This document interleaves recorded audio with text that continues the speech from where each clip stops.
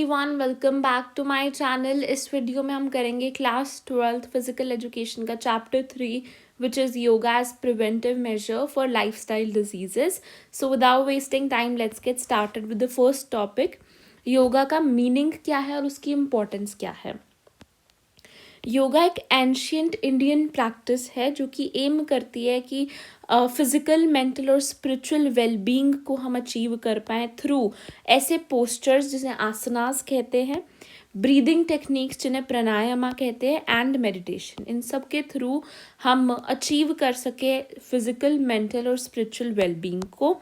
Yoga help करता है physical fitness को मेंटेन करने में, लाइफस्टाइल डिजीजेस को कंट्रोल करने में, मेंटल बैलेंस और इमोशनल स्टेबिलिटी को इंक्रीज करता है।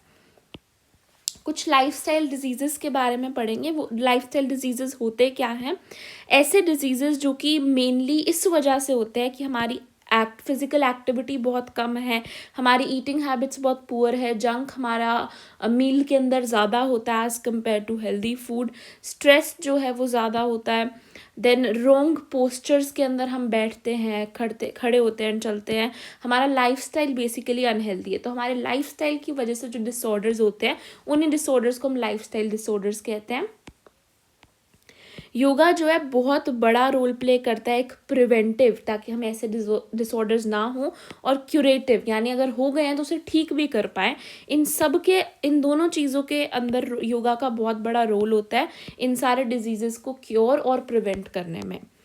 तो रोल देखते हैं योगा का कैसे है। योगा हेल्प करता है by improving our metabolism. Metabolism is sum total of the chemical reactions occurring in our body and stress को रिड्यूस करते हैं, हमारे हॉर्मोन्स को प्रॉपरली रेगुलेट करते हैं, डाइजेशन को इम्प्रूव करते हैं, लंग की कैपेसिटी को इंक्रीज करते हैं, बॉडी वेट को मेंटेन रखते हैं, हमारी मसल्स और ऑर्गन्स को स्ट्रेंथन करते हैं।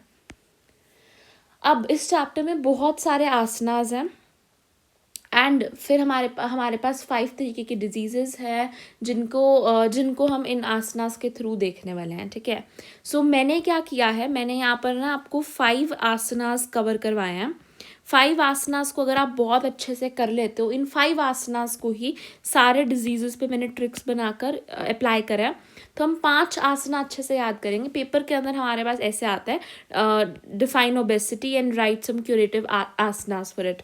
2 to 3 पूछे जाएंगे, इससे ज़्यादा आपसे पेपर में नहीं पूछे जाएंगे। तो आप ये 5 आसन अच्छे से याद कर लो।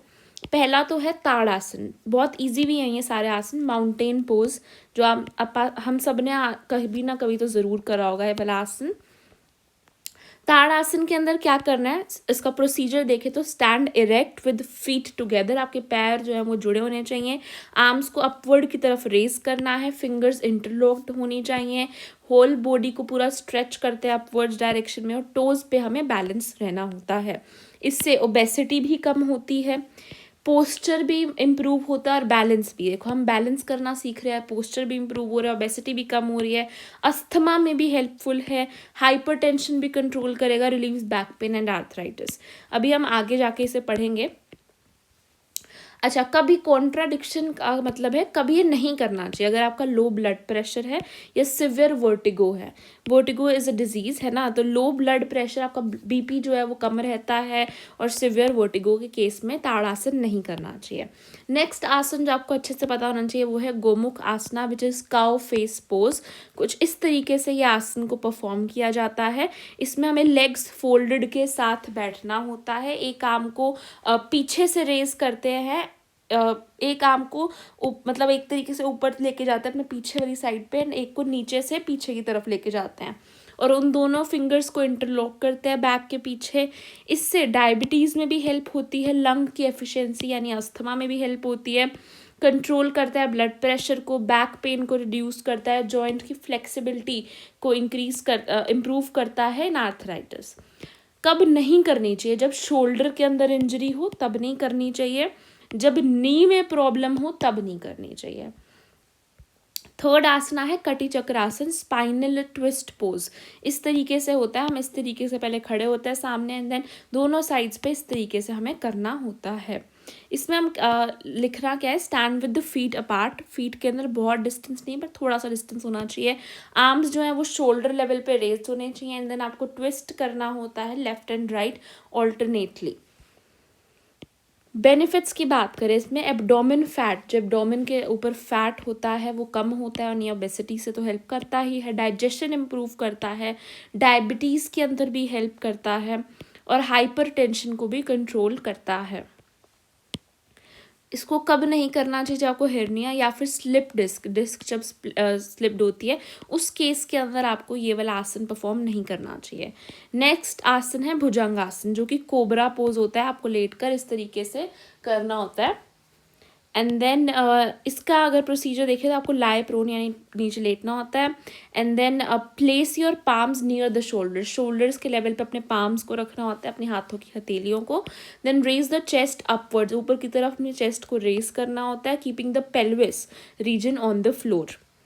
इसके अंदर बेनिफिट्स क्या है, हमारी स्पाइन जो है वो स्ट्रेंथन होती है, डायबिटीज़ के अंदर हेल्प मिलती है, बैक पेन कम होता है, आर्थराइटिस में भी हेल्पफुल होता है, ब्रीदिंग को इम्प्रूव करता है अस्थमा के अंदर। कॉन्ट्राडिक्शन, जब प्रेगनेंसी हो तब नहीं करना चाहिए, हर्निया या फिर कोई रीसेंट सर्जरी हो तो भी नहीं करना चाहिए।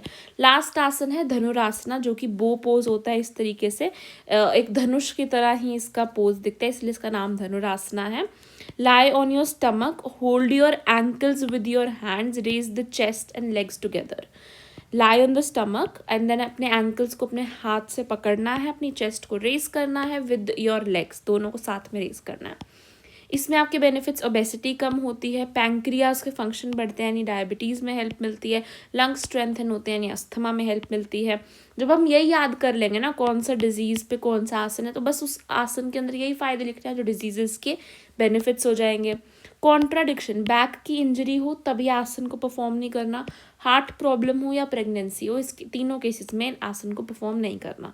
इसके अलावा अगर आप कुछ आसन के बारे में जानना है, वज्रासन होता है जो कि बेसिकली डाइजेशन और डायबिटीज़ में मेनली हेल्प करता है। पवन मुक्त आसन गैस रिलीफ के अंदर। त्रिकोणा आसन साइड फैट रिडक्शन में हेल्प करता है। शलाभ आसना लोअर बैक की स्ट्रेंथ के लिए। पश्चिमोत्तानासन एब्डोमिनल फैट के लिए। देन शवासना स्ट्रेस रिडक्शन, जो डेड बॉडी पोज होता है बेसिकली।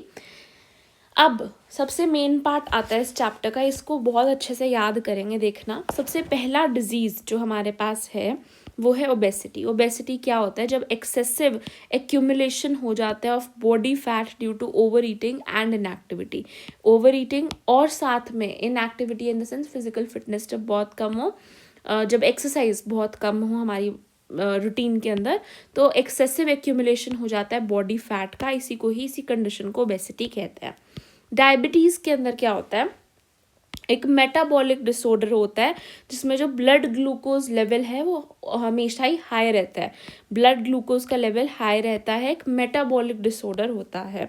हाइपरटेंशन एक कंडीशन है जहाँ पर ब्लड प्रेशर जो है वो पर्सिस्टेंटली हाई रहता है, यानी एक तरीके से हाई ब्लड प्रेशर की कंडीशन को ही हम हाइपरटेंशन कहते हैं। अस्थमा एक क्रोनिक रेस्पिरेटरी डिजीज़ होता है जिसके अंदर ब्रीदिंग में डिफ़िकल्टी आती है, ठीक है, ब्रोंकियल्स जो होते हैं वो थोड़े से इन्फ्लेमेट हो जाते हैं। बैक पेन की बात करते हैं नेक्स्ट। बैक पेन जो होता है स्पाइनल रीजन के अंदर पेन होता है, क्यों, क्योंकि अगर आपका पोस्चर खराब हो या वहाँ की मसल जो है वो वीक हो, इस वजह से स्पाइनल रीजन में जो पेन होता है उसे बैक पेन बोल दिया। देन आर्थराइटिस क्या होता है, जॉइंट्स के अंदर इन्फ्लेमेशन हो जाती है जिससे स्टिफनेस एंड पेन होता है जॉइंट्स के अंदर। अब इन आसन्स को अगर ठीक करना है ना, तो मैंने वो 5 आसन्स को यूज़ करके यहाँ पर सारे आसन्स लिख दिए हैं, ठीक है, कौन कौन से आसन किस किस को ठीक करते हैं। ओबेसिटी में ताड़ासन, कटिचक्रासन, धनुरासना है। डायबिटीज़ में गोमुखासन, कटिचक्रासन, भुजंग और धनुरासना। हाइपरटेंशन में ताड़ासन, गोमुखासन और कटिचक्रासन। अस्थमा में ताड़ासन, गोमुखासन, भुजंग आसन, धनुरासना। देन बात करें बैक पेन में ताड़ासन, गोमुखासना, भुजंगासना। आर्थराइटिस में ताड़ासन, गोमुखासन और भुजंगासना, ठीक है। अदर आसनास भी हैं जो मैंने बात करे थे, उनको भी मैंने यहाँ पर मेंशन कर दिया अगर आपको वो भी याद करना है तो। बट आई वुड रिकमेंड आप क्या करो, आप हर एक के 3-3 याद कर लो कि कौन से पे कौन कौन सा लग रहा है। ये 5 आसन ही सब पे लग जाएंगे, सबके एग्जाम्पल्स के अंदर आ जाएंगे। मैंने यहाँ पे थोड़ा सा लिख भी रखा है। अब इन्हें इस तरीके से ही अगर याद रखोगे तो बहुत ईजी है। लास्ट के 3 अस्थमा, बैक पेन और आर्थराइटिस, इन तीनों में तो सिंपली बीजीटी बीजीटी बीजीटी लग जाएगा। बी आपका भुजंगासना है, जी आपका गोमुख आसना है, टी आपका ताड़ासना है। ठीक है, अब यहाँ पे 3 देखते हैं, ओबेसिटी, डायबिटीज़ और हाइपरटेंशन। अब ताड़ासना एक बहुत ही यूनिवर्सल सा हमारे पास है, बस ये डायबिटीज़ में नहीं लगता, बाकी सब में ताड़ासना जो है एक क्योर है। ओबेसिटी में देखो, ओबेसिटी, डायबिटीज़ और हाइपरटेंशन को याद करना रह गया। यहाँ पे के तो तीनों के अंदर है, यानी कि कटी चक्रासन तीनों के अंदर ही क्योर है। उसके बाद यहाँ पे और यहाँ पे दोनों पे जगह टी है, यानी ताड़ासना है, जो कि मैंने आपको बताया सब में ही होता है, बस डायबिटीज़ को छोड़ के। तो डायबिटीज़ में ये प्रेजेंट नहीं है। ओबेसिटी का आपको याद रखना धनुरासना है, एंड हाइपर टेंशन के लिए गोमुख आसना है। ठीक है, अब यहाँ डायबिटीज़ ने एक इसका ले लिया धनुरासना और इसका ले लिया एक गोमुखासना, तो ये डायबिटीज़ का बनेगा, क्योंकि डायबिटीज़ के अंदर ताड़ासना जो है वो प्रेजेंट नहीं होता है। आई होप आपको थोड़ा थोड़ा समझ में आ गया होगा। एक बार फिर से रिपीट करती हूँ, आपने इसी सीक्वेंस में याद रखना है, obesity, diabetes, hypertension, asthma, back pain और आर्थराइटिस। ठीक है, लास्ट के 3 को बीजीटी दे दो, यानी कि भुजंगासना, गोमुखासना और ताड़ासना। ये लास्ट के तीनों आसन के अंदर तीनों डिजीजेस के अंदर लग जाएंगे, ये वाले 3 आसन। ऊपर के तीनों को याद करने के लिए सबसे पहले सबने कटी चक्रासना है, उसके बाद ताड़ासन दे दो इन दोनों में, क्योंकि डायबिटीज़ एक लोता है जिसमें ताड़ासन नहीं है, बाकी सब में ताड़ासन प्रेजेंट है। ठीक है, उसके बाद यहाँ पे याद रखना है आपको, ओबेसिटी में धनुरासना है और हाइपरटेंशन में गोमुखासना है। ये बात आपको याद रखनी है कि ओबेसिटी में धनुरासना है और हाइपरटेंशन में गोमुख आसना है। काउ पोज हाइपरटेंशन में हेल्प कर रहा है और ओबेसिटी में बो पोज हेल्प कर रहा है। और यहाँ पे आपका के था, साथ में इसका एक डी दे दो, इसका एक जी दे दो। हालांकि इसके अंदर भी आपके पास एक्स्ट्रा बी भुजंगासन भी आप यहाँ पे ले सकते हो, बट मैंने 3 यहाँ पे रखे हैं जिससे आपको इजीली ये तीनों याद हो जाएं। KTG आप याद भी कर सकते हो, 11th में चैप्टर था फिजिक्स का, kinetic theory of gases, KTG hypertension. So बस इसी तरीके से मैंने भी याद किया है, तो आई वुड रिकमेंड, अच्छा तरीका है ये। एक बार इस चैप्टर को भी रिवाइज कर लेते हैं, योगा एंड लाइफस्टाइल डिजीजेस को। योगा का मीनिंग क्या है? एंशिएंट इंडियन प्रैक्टिसेस जो कि अचीव करने में हेल्प करती है फिजिकल, मेंटल, स्पिरिचुअल वेलबींग को थ्रू आसनास, प्राणायामा और मेडिटेशन। योगा जो है वो हेल्प करता है फिजिकल फिटनेस को मेंटेन करने में, लाइफस्टाइल डिजीजेस को कंट्रोल करने में, मेंटल हेल्थ और इमोशनल स्टेबिलिटी को इम्प्रूव करता है। लाइफस्टाइल डिजीजेस ऐसे डिजीजेस जो कि हमारे अनहेल्दी लाइफस्टाइल की वजह से होते हैं, योगा इनको प्रिवेंट और क्योर दोनों करती है by doing all of these things. Tadasana ये वाला पोज है जिसके अंदर आपको सीधा खड़ा होना होता है with your feet together, arms को अपवर्ड करके फिंगर्स को इंटरलॉक करना है, stretch the whole body upwards and balance on your toes. इसकी कॉन्ट्राडिक्शंस मेनली याद रखनी है, लो ब्लड प्रेशर और सिवियर वर्टिगो के अंदर इसे परफॉर्म नहीं कर सकते हैं। गोमुख आसना जो कि काउ फेस पोज कुछ इस तरीके से करना होता है, ये सिवियर शोल्डर इंजरी या फिर नी की प्रॉब्लम में परफॉर्म नहीं होता है। कटी चक्रासन जो कि इस तरीके से होता है, स्लिप डिस्क और हेर्निया के केस में नहीं होता है। भुजंग आसन जो कि कोबरा पोज इस तरीके से होता है, प्रेगनेंसी, हेर्निया और रीसेंट सर्जरी के केस में नहीं करना होता। धनुरासना जो कि बैक इंजरी, हार्ट प्रॉब्लम और प्रेगनेंसी के केस में नहीं करना होता, इस तरीके से परफॉर्म होता है। अब ओबेसिटी की बात करें तो ओबेसिटी बेसिकली एक्सेसिव एक्यूमुलेशन है बॉडी फैट का due to over eating and inactivity. Diabetes एक मेटाबॉलिक डिसऑर्डर जिसमें ब्लड ग्लूकोज लेवल हमेशा हाई रहता है। हाइपरटेंशन बेसिकली ब्लड प्रेशर जब परसिस्टेंटली हाई रहता है। Asthma is the chronic respiratory disease जिसमें ब्रीदिंग में डिफिकल्टी होती है। बैक पेन स्पाइनल रीजन के अंदर पेन रहता है due to posture, bad posture और मसल वीकनेस।